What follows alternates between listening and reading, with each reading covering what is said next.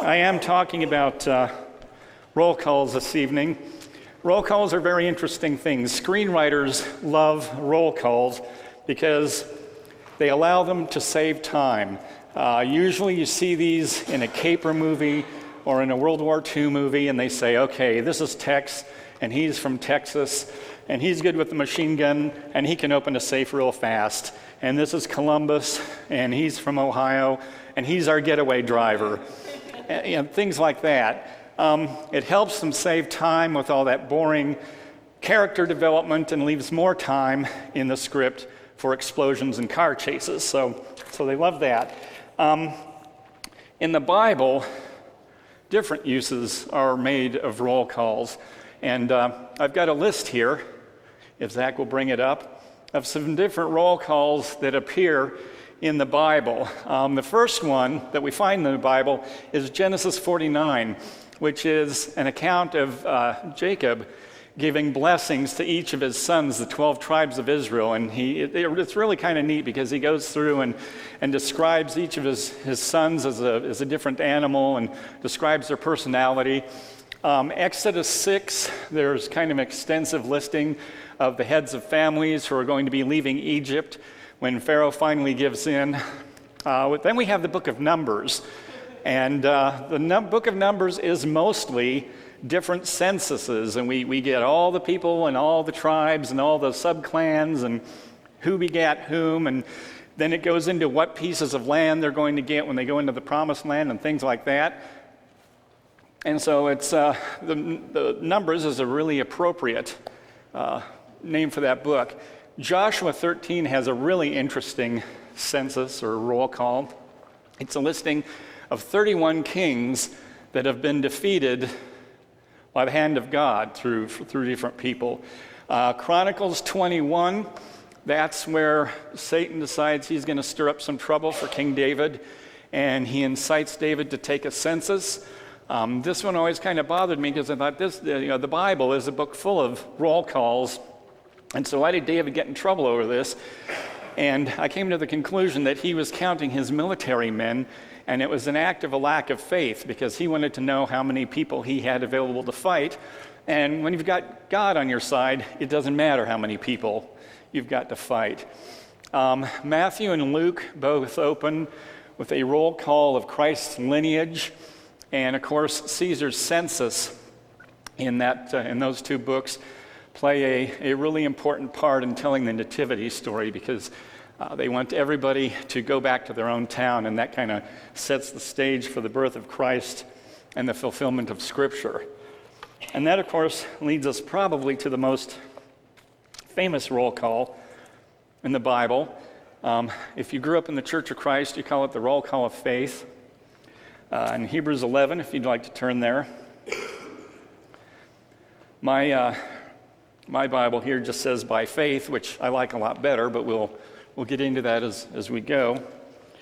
And what I'd like to do is just read this roll call to you, and then we'll kind of see where it takes us.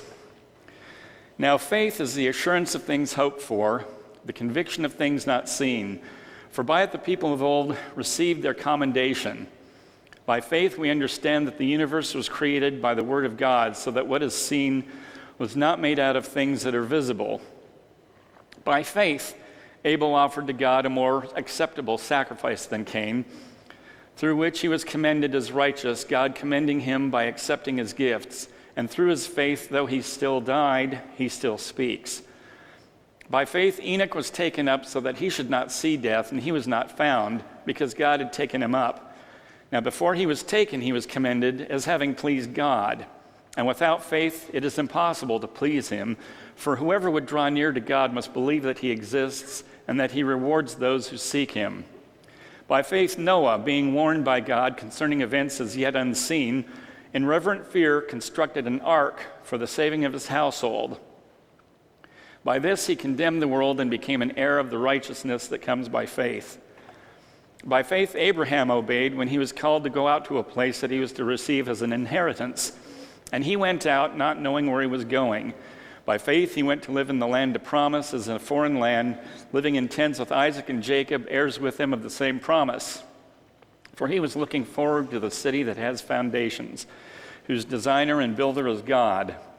By faith, Sarah herself received power to conceive, even when she was past the age, since she considered him faithful who had promised.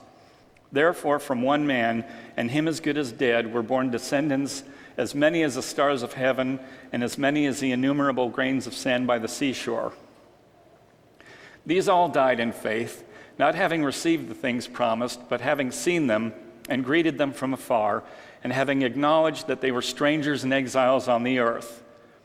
For people who speak thus make it clear that they are seeking a homeland. If they had been thinking of that land from which they had gone out, they would have had opportunity to return.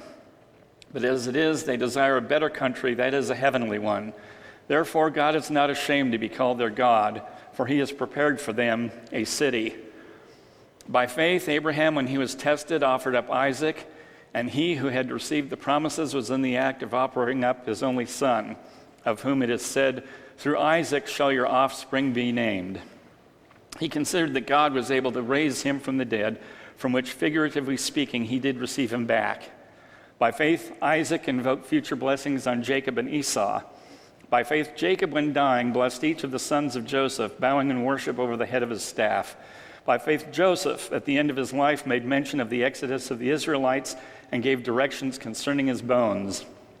By faith, Moses, when he was born, was hidden for 3 months by his parents because they saw that the child was beautiful and they were not afraid of the king's edict. By faith, Moses, when he was grown up, refused to be called the son of the Pharaoh's daughter, choosing rather to be mistreated with the people of God than to enjoy the fleeting pleasures of sin. He considered the reproach of Christ greater wealth than the treasures of Egypt, for he was looking to the reward. By faith he left Egypt, not being afraid of the anger of the king, for he endured as seeing him who is invisible. By faith he kept the Passover and sprinkled the blood, so that the destroyer of the firstborn might not touch them. By faith the people crossed the Red Sea as on dry land, but the Egyptians, when they attempted to do the same, were drowned. By faith, the walls of Jericho fell down after they'd been encircled for 7 days. By faith, Rahab the prostitute did not perish with those who were disobedient, because she had given a friendly welcome to the spies. And what more shall I say? For time would fail me to tell of Gideon, Barak, Samson, Jephthah, of David and Samuel and the prophets, who through faith conquered kingdoms, enforced justice, obtained promises, stopped the mouths of lions, quenched the power of fire, escaped the edge of the sword, were made strong out of weakness, became mighty in war, put foreign armies to flight. Women received back their dead by resurrection. Some were tortured, refusing to accept release so that they might rise again to a better life. Others suffered mocking and flogging and even chains and imprisonment. They were stoned, they were sawn in two, they were killed with a sword.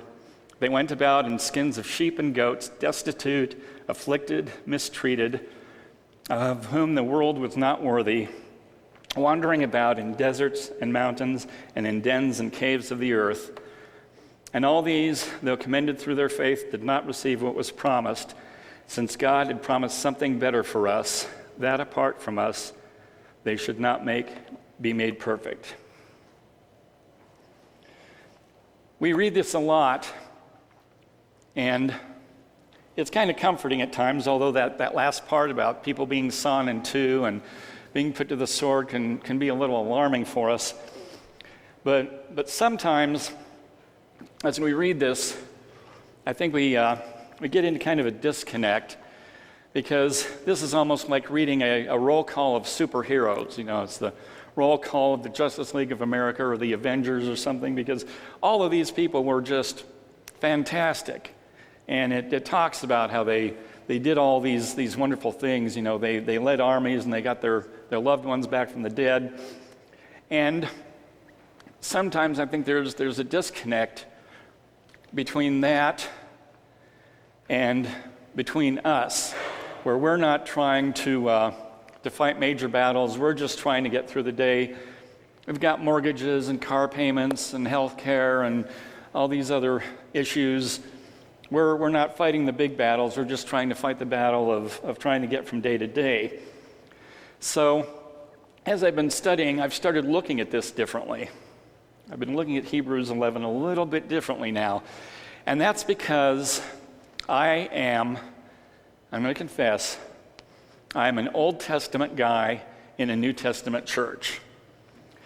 And what I mean by that, I told the other elders and David, said, I'm willing to teach classes, but I want to teach the Old Testament because I don't want to put any discount on the New Testament. Okay, it is a wonderful story of salvation. The New Testament means everything to me. And we teach it a lot, and we should all know the New Testament, but the Old Testament is the history and the context of the New Testament. The Old Testament shows where we came from. It shows why the sacrifice had to be Christ. It gives us a picture of what our lives and what our world might be like if we didn't have Christ. And it just puts everything into a historical context. And this is a context that can be applied to the entire New Testament. So what I want to do is layer the context of the Old Testament onto Hebrews 11 so it becomes more than a roll call of superheroes. I want to look at it and see where we go with it. And as we go, you're going to find that it's going to force us to ask three important questions about our own faith. So I'm going to take another quick look through Hebrews 11, but I'm going to try and put some Old Testament context on this whole thing. Okay? Now, faith is the assurance of things hoped for. I'll go through there. Jumping down to verse 4. By faith, Abel. Okay, there's our first name, our first superhero. We don't know too much about Abel, other than that he was killed by his brother. We'll give him a pass. Verse 5, the same with Enoch. Enoch was a really good guy, and he was taken up. We'll give him a pass too. But now things get interesting. We get into verse 7. By faith, Noah. Okay, Noah preached for 100 years and didn't get a single conversion. I don't know of any preacher in the Church of Christ who would survive something like that. And when it was all over, Noah got drunk, embarrassed his kids, put a curse on one of them for who saw him naked, things like that. Going down to verse 8, by faith Abraham obeyed. Abraham couldn't seem to tell the truth when it came to his wife. It was just too convenient for him to pass her off as a sister whenever they met kings, and the king said, hey, that's a mighty fine-looking woman you got there, Abraham. Oh, it's my sister.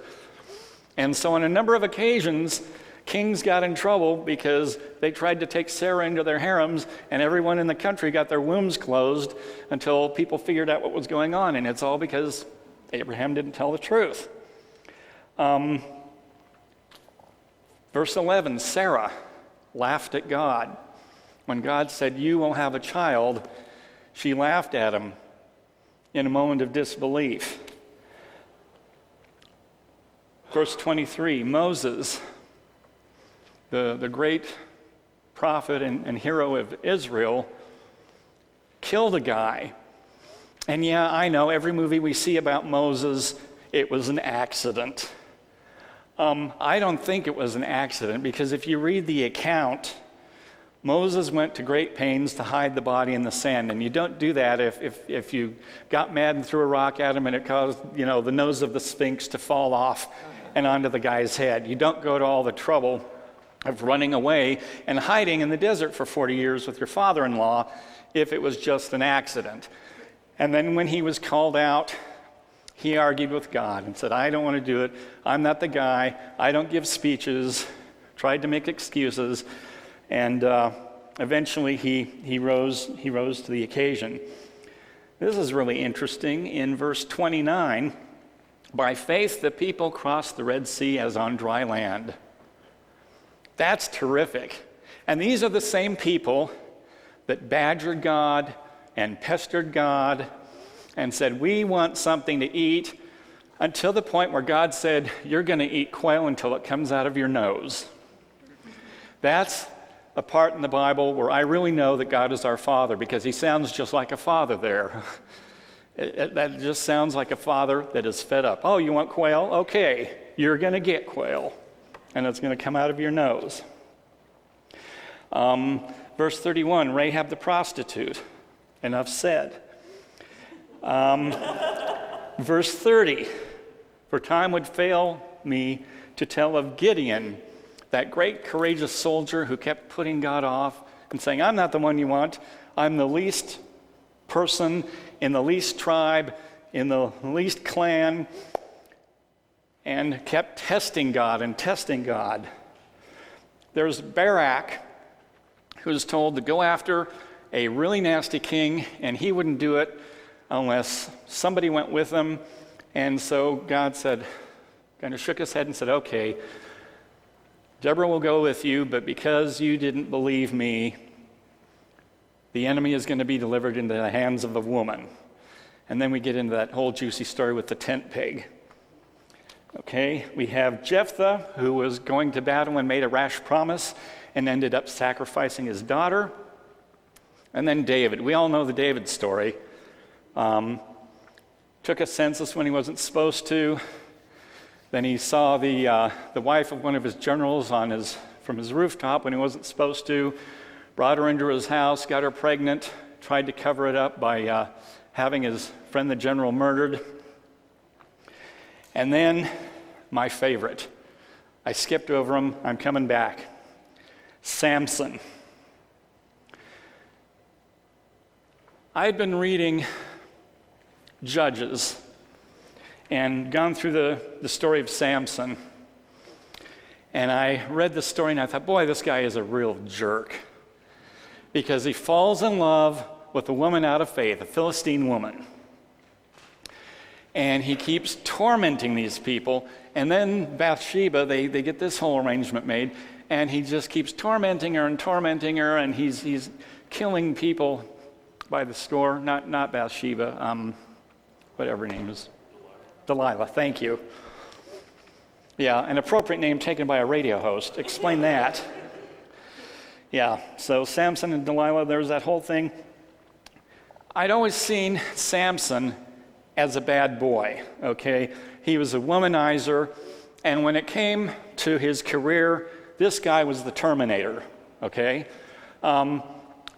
King David was probably responsible for the most deaths of the enemy in the Old Testament because he was a general, and he could send generals into battle and slaughter nations.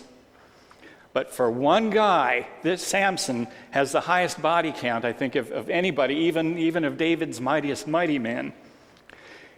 In one day, he took the jawbone of a donkey and killed 1,000 men. And then he got his friend together and made a bad joke about it.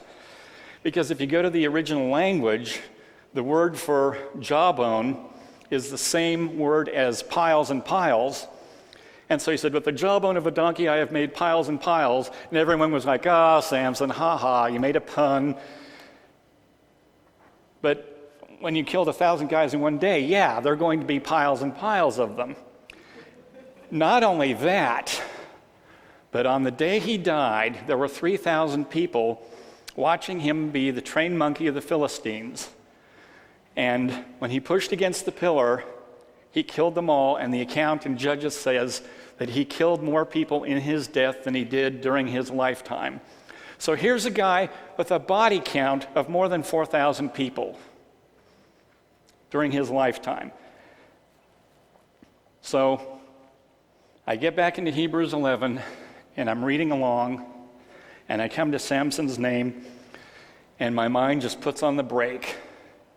And I'm like, what is he doing here? What on earth is Samson doing here? Why is this bad guy on the list? And if you look at it and you see the sins that are churned up in the lives of all these other people that I've mentioned that are in this roll call of faith, you might want to ask yourself, why are all these bad people on the list?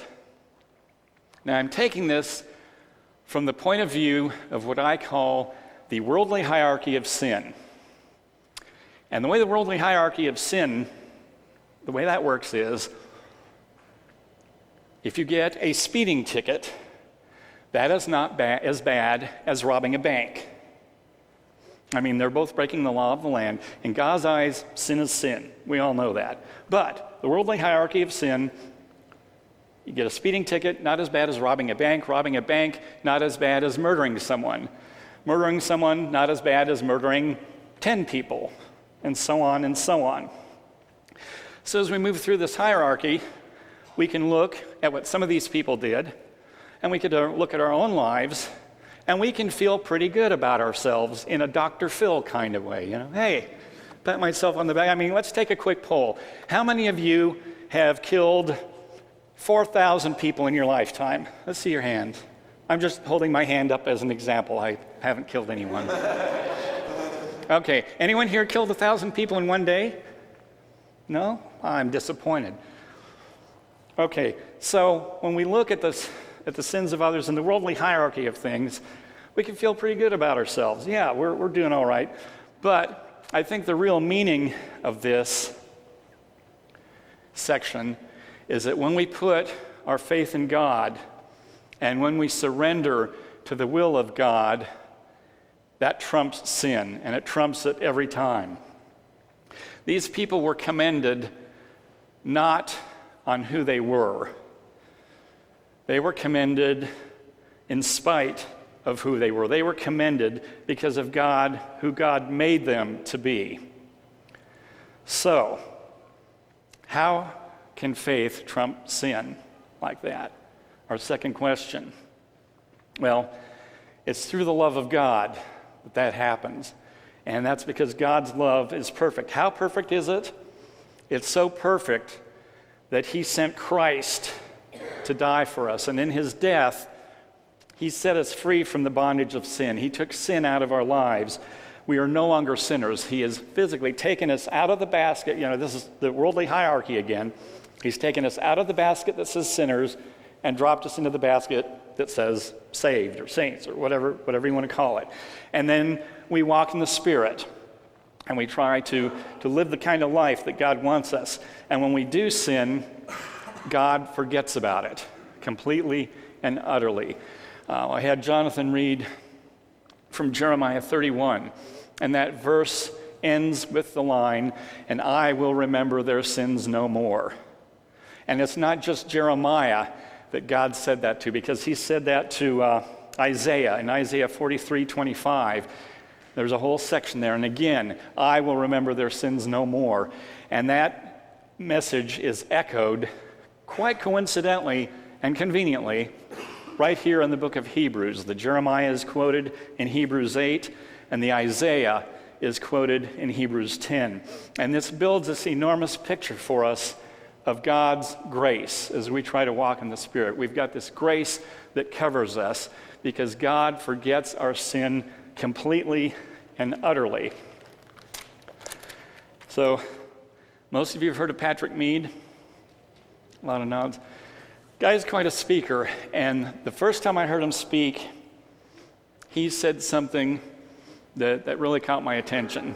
Of course, he probably could have been reading from the phone book, and the way he is, he could have caught my attention just by reading from the phone book. But Patrick was talking about our view of final judgment.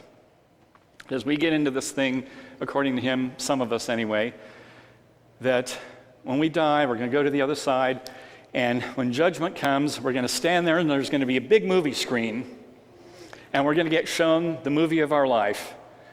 And, you know, there's going to be an angel with a little clipboard there, and there's going to be a good and a bad column, and he's going to make check marks, and we have to stand there through the movie of our life and go, oh, what a mess. Well, Patrick said, I don't believe that's how it's going to happen. And frankly, I agree with him. I think we're going to get there. If Revelation's taken literally, our name's in the book or it isn't. But he said, if this is how it happens, if we get to judgment, and if there's a screen, and if we have to watch the movie of our life, we wouldn't recognize it. We wouldn't recognize it as our own life, because all those moments of sin and doubt and fear and lack of confidence and all the times we just utterly failed are not up there in the director's cut. They are not there because they are totally and utterly forgotten by God. Made a huge, huge impression on me. Huge. So, third question, and not really tied to the first two, but still important, I think. Am I willing to go when God calls? Now, remember a few minutes ago I said that reading Samson changed my view of Hebrews 11.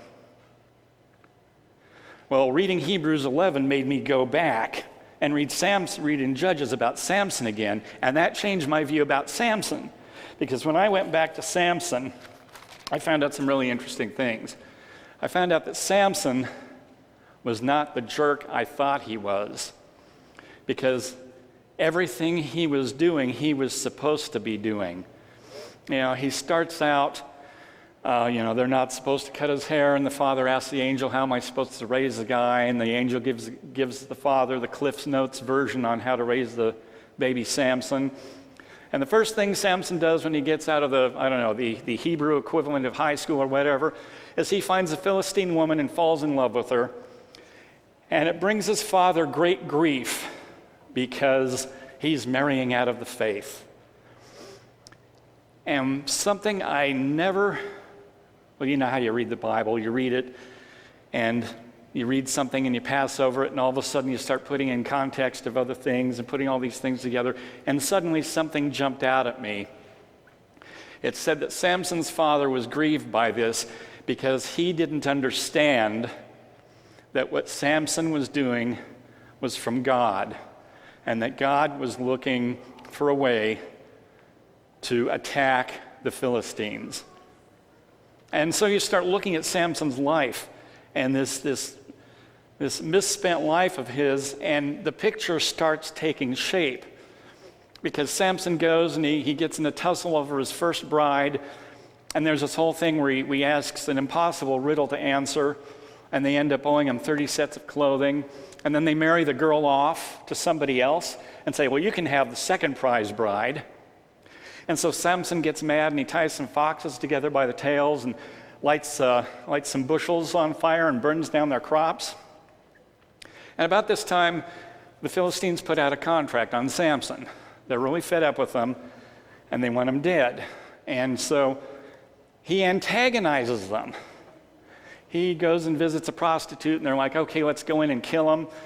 And he gets up in the middle of the night and rips the door that's the city gate off of its hinges and carries it out of town just to aggravate these guys. He's a thorn in the side of the Philistines, and he is just festering and festering.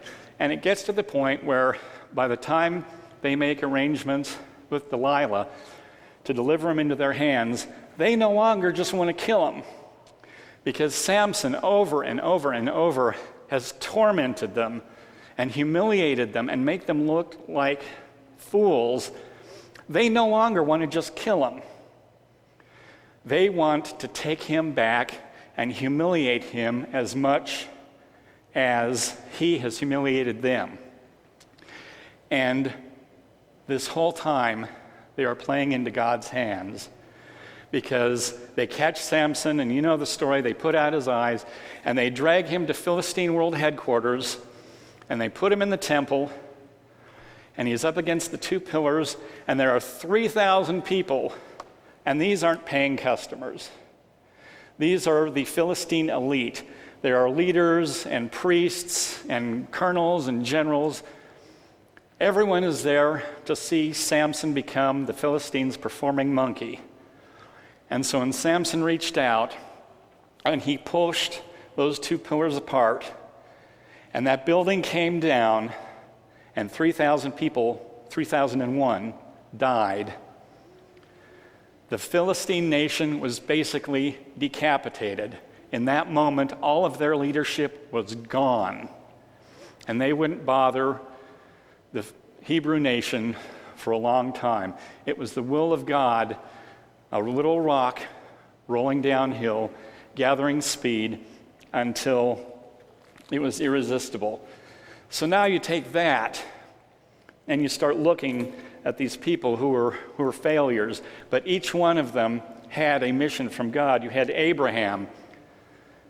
God's mission for him was to start the Hebrew nation. You had Noah. God's mission for him was to save the world, the population of the world, because it had become too wicked. You had Moses, who was supposed to deliver God's nation out of bondage. You had David, who was to solidify the Hebrew nation and make it safe, a safe place, because David was a mighty warrior, but during the reign of his son, there was peace thanks to the grace of God. They all had something for God to do. And when we look at this, we realize that God has a plan for each one of us as well. I mean, yes, we can take the Church of Christ stance that, yes, God has a plan for us, it's salvation. But it goes beyond that. We have people that only we can reach. We have friends that only we are friends with. We have circles of friends. We have spheres of influence. God has a plan, and we might not be the one leading the charge or leading the army, but we have things that we are supposed to do for God, using our talents, using our sphere of influence, just showing up and putting up posters for VBS or whatever it is we do. It's all part of God's intricate plan. So, keep that in mind as we look at by faith. It's not just a collection of superheroes. This is, when you put the context of the Old Testament on this becomes very relevant to us because it shows the path that our life can take. Yes, we might not be the mighty warrior, but we might be able to help someone out at the last minute just because we show a little Christian compassion.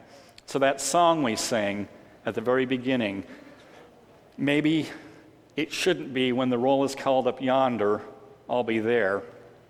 Maybe it should be when the roll is called down here, am I willing to pack up my bags and go and surrender to the will of God? You are everything. You are my song.